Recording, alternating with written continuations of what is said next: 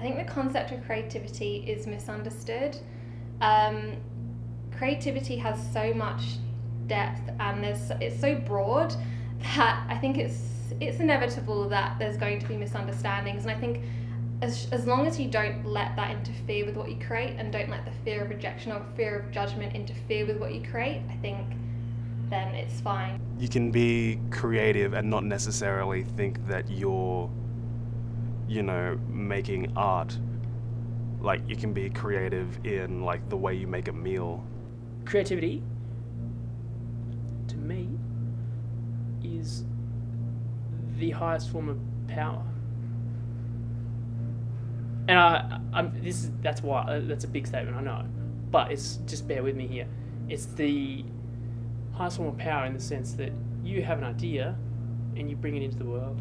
Once you start and once you get the energy to do it and it just feels like you're flowing, and I think that's what creativity is. Like, it doesn't have to necessarily be like artistic or expressive, but that doesn't mean it's necessarily not creative. If it firstly makes you smile, boom. If it makes other people smile, double boom. That is the most powerful and enlightening thing you can possibly do. I'm a daydreamer, and so it just kind of felt natural for a person with this kind of imagination to be influenced by the actors industry. I'm currently rehearsing for a play, and I think I've done about 10 to 15 plays in the last 4 years. Currently studying, and I'm writing a thesis on African Australians in the media, and I'm also the co-director of Girls on Film Festival, which is a 3-day feminist film festival, and I also produce media like web series and TV and film. I create videos for YouTube. I also run an Etsy shop where I share my art, and I also maintain a blog. I make mad hot bangers, some real history making TV. Little Larry MD, you can catch it on YouTube. I make radio, I present radio, I image radio in the sound design realm, in the sense that I make a branded product to make it sound like it's a one structured show. So I've done a lot of films and little bits on like TV as an extra work and everything to make contacts. I create movies, sort of, at the moment. I've always had a consistent relationship with creativity, for sure.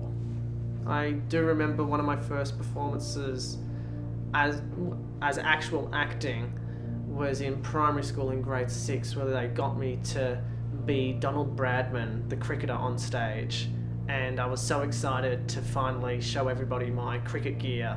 When I was a kid, I really loved dancing and playing the drums, but I also balanced that with really loving school and doing academic stuff.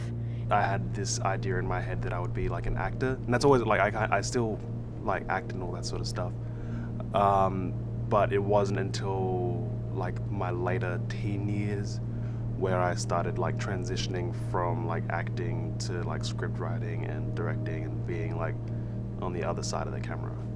As a child, I had a great relationship with creativity. I was full of ideas, always working on new projects, but as I was going through my teenage years, I had a bit of more of a frustrating relationship, I suppose, with creativity.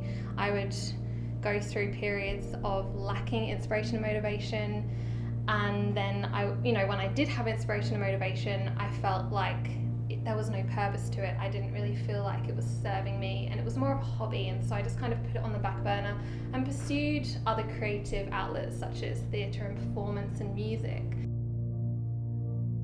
The way I perceived creativity, it was probably a reflection of the environment that I was in, and it was almost like, creativity won't serve you as a career, and so I felt like that's where my lack of purpose came from.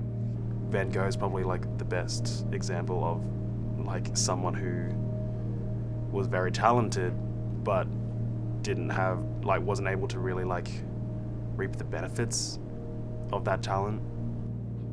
People who pursue a creative career, their talents aren't valued as highly as others in society, and I think it's disappointing because I suppose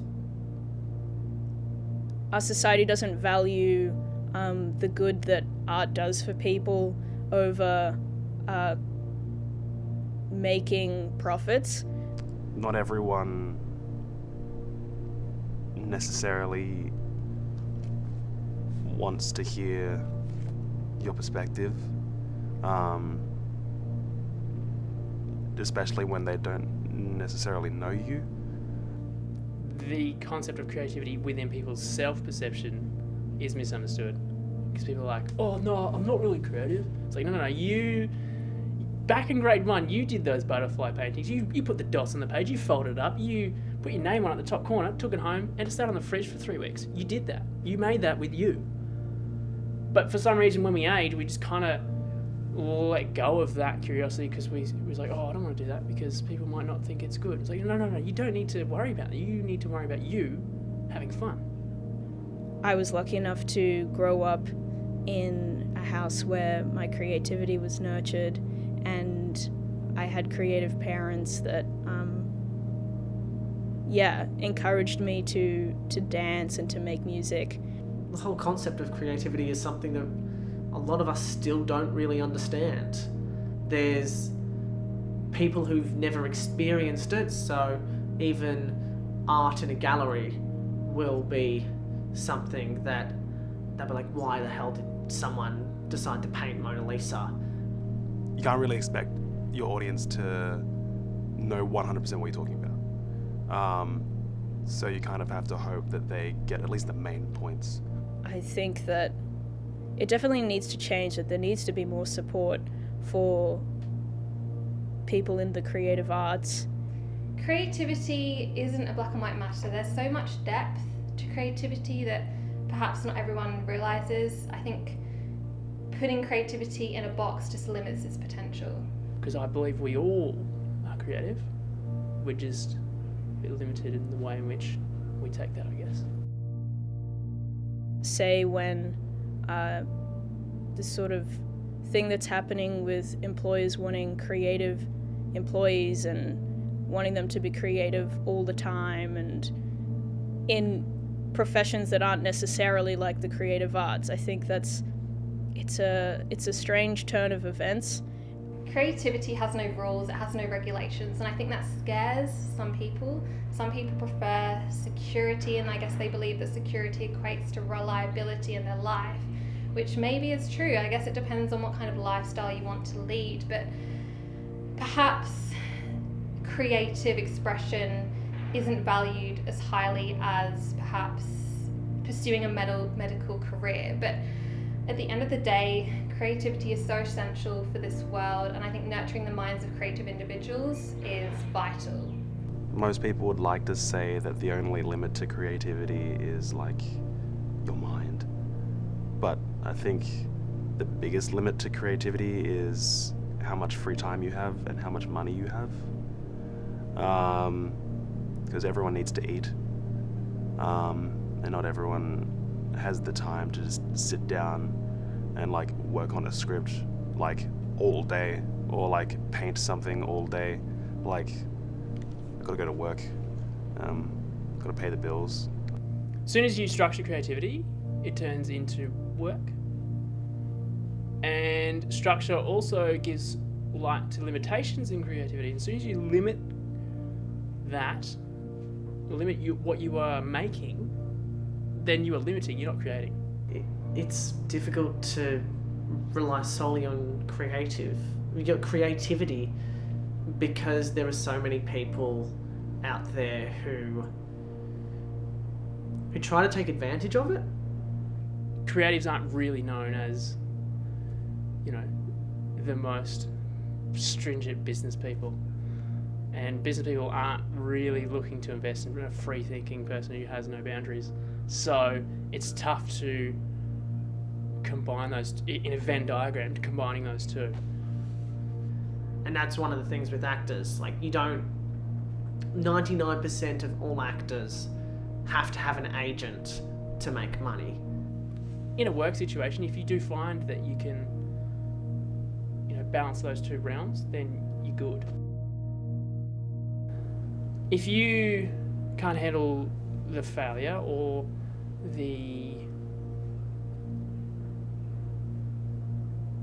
hard part of learning things and just going and taking curiosity as far as you can go, the pitfalls of that, then you'll find it tough. You can train yourself, and it just requires persistence. If you're a creative person, don't suppress it, just embrace it and express it, because if you suppress it, it just builds up inside of you. And also what I've learned is persevere, don't give up, because you could be one day away from having an amazing idea.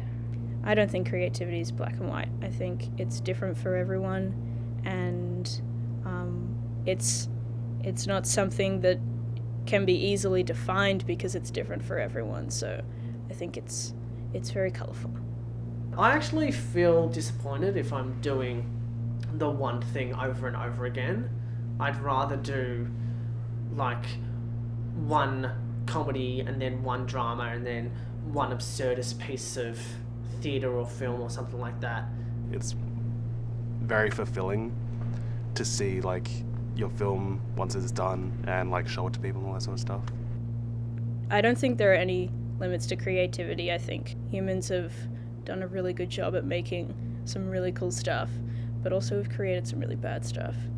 I guess that's the point, that it can go either way and can create anything really.